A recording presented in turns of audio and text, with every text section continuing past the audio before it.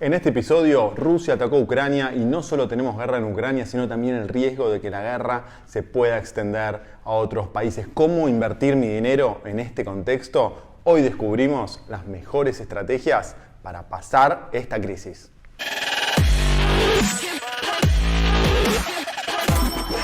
Esto es el Fede Teso Show. Hola amigos, mi nombre es Fede Tesori y este es el episodio 183 del Fede Teso Show. Es un gusto estar nuevamente con todos ustedes. Les quiero hablar de cómo reaccionaron los mercados en el pasado a grandes eventos geopolíticos como las guerras y qué podemos esperar de la actual situación que atraviesan los mercados globales por la invasión de Rusia a Ucrania. Como seguro ya sabés, la mayor enemiga de las bolsas es la incertidumbre. Y es en estas situaciones como la que estamos viviendo actualmente en Ucrania, cuanto más preocupados están los inversores que reaccionan a la incertidumbre vendiendo su tenencia de acciones. Es normal que las bolsas baje cuando se producen este tipo de eventos de estas características y sobre todo que no eran proyectados. Entonces, ¿cómo afectaron los mercados durante las últimas décadas los grandes eventos geopolíticos?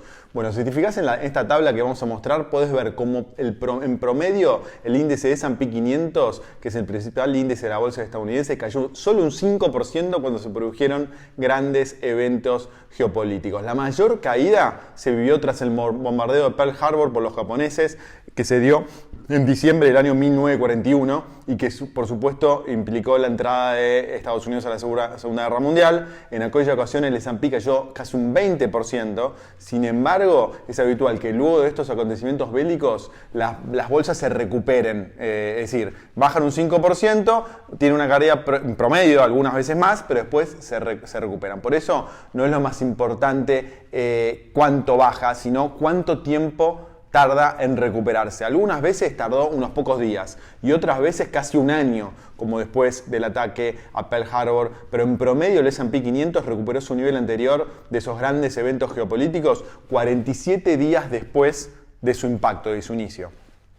En este contexto hay un activo que sin embargo por lo general sube cuando se producen este tipo de guerras y problemas globales, que es el oro. Los dos grandes ciclos de alza del oro de los últimos 50 años coincidieron con periodos de alta inestabilidad geopolítica. El primero de estos ciclos, de estos periodos, se vivió desde principios de los años 70, coincidió con la guerra de Vietnam, hasta el año 1890, cuando se produjo la revolución iraní y la guerra entre Irán e Irak. En la década de los 70, que fue muy complicada, muy convulsa, el precio de la onza de oro pasó de $36 a $660. El segundo gran ciclo alcista del oro se vivió desde el año 2001 hasta el año 2011.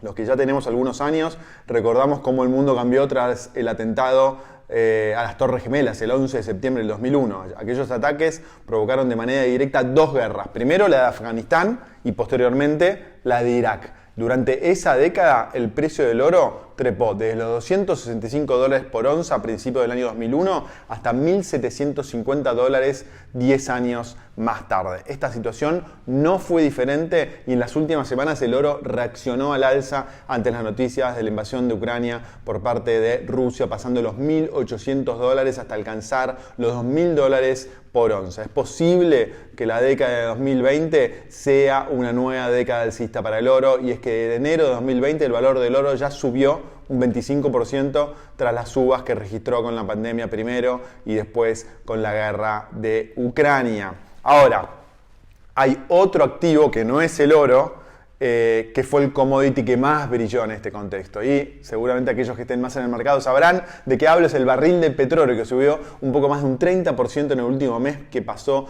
de $92 a $120 el barril. El petróleo se vio especialmente beneficiado en esta crisis geopolítica porque el aislamiento financiero de Rusia supone dejar afuera del mercado energético al segundo mayor exportador de petróleo del mundo, solo detrás de Arabia Saudí. inaudita. En ese sentido, la crisis actual en Ucrania posee ciertas similitudes con lo que sucedió tras la invasión de Kuwait por Irak en el año 1990, en agosto de 1990. Al igual que sucede en la actualidad, la agresión de un país débil por su vecino militarmente más poderoso provocó la reacción de la comunidad internacional y la imposición inmediata de sanciones al país agresor. Aunque aquella crisis derivó en una guerra abierta entre Irak y Estados Unidos y sus aliados, algo muy improbable en esta ocasión debido al arsenal nuclear ruso, entonces al igual el precio del petróleo se disparó ante el embargo a uno de los principales productores de petróleo.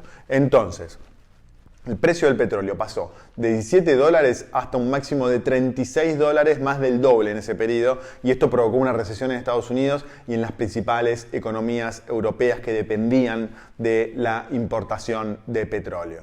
Bueno, aunque la situación energética de Estados Unidos hoy es mucho más sólida gracias al fracking, a los enormes depósitos de petróleo shale en el país del norte, Europa sí es energéticamente mucho más vulnerable y todo parece indicar que el viejo continente podría entrar en recesión si el precio del petróleo sigue en alza. Ahora, ¿será diferente esta vez?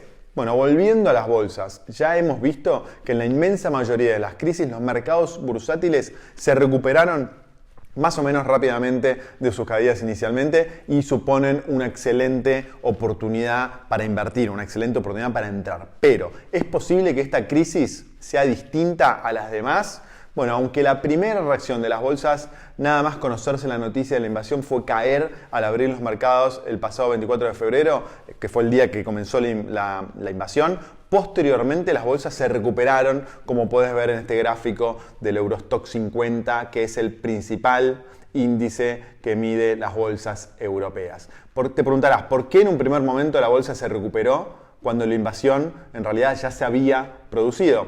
Bueno, porque la primera reacción de los gobiernos occidentales fue muy pasiva, y es que no anunciaron ninguna medida de envergadura contra Rusia en los primeros días tras la invasión. No fue hasta el último fin de semana de febrero cuando Estados Unidos y gran parte de sus aliados europeos empezaron a imponer sanciones que sí fueron severas con el objetivo de destruir el sistema bancario ruso y dañar la capacidad económica del país. Los mercados no reaccionaron a esta guerra igual que no reaccionan a ninguna guerra ni a ninguna catástrofe como una epidemia. Los mercados en realidad reaccionan a las consecuencias económicas de esos eventos geopolíticos o naturales. Cuando los inversores pensaron que las consecuencias económicas de la invasión rusa de Ucrania sería muy liviana, los mercados apenas se movieron. Pero cuando quedó claro que Rusia iba a quedar aislada económicamente y los commodities reaccionaron con fuertes subas y las bolsas bajaron con fuerza, particularmente las bolsas europeas que están mucho más expuestas a las implicancias energéticas que la bolsa de Estados Unidos.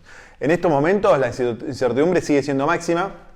Nadie tiene la seguridad de cómo se va a desarrollar esta crisis, y en esta crisis tenemos otra situación que lo complica todo, que es la anunciada suba de las tasas de interés de la Reserva Federal de Estados Unidos y una inflación en Estados Unidos que no deja de crecer, todo lo contrario, va bien rápido para arriba. Por eso creo que la inestabilidad y las subas y bajas fuertes es lo único seguro que llegó para quedarse durante los próximos meses. Pero me interesa saber tu opinión, no dejes de compartirla en la parte de comentarios y no dejes de suscribirte al canal si aún no lo hiciste. Ponele me gusta al video, que me ayuda mucho para que el video se viralice. Compartilo el video. Gracias por estar del otro lado y nos vemos muy pronto con más videos. Un abrazo. Chao.